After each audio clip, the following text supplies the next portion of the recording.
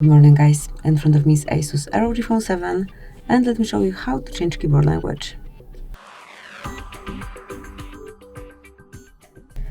At first open new message, tap on start chat, and as you can see here on the keyboard, once it's displayed, so here we've got our keyboard.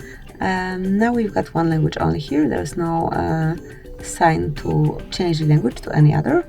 To apply another one, tap on settings icon, pick languages, tap on add a language, add a keyboard, pick the language that you want to apply, and tap on done. And now you can either remove unnecessary language to have one language as it was previously, or you can go back. And now, let me just go back, and now you will notice this word icon, so smoothly by tapping, you can change to the second and third language. So that's it, this is how you can manage your keyboard language. Thank you for watching, please subscribe our channel and leave the thumbs up.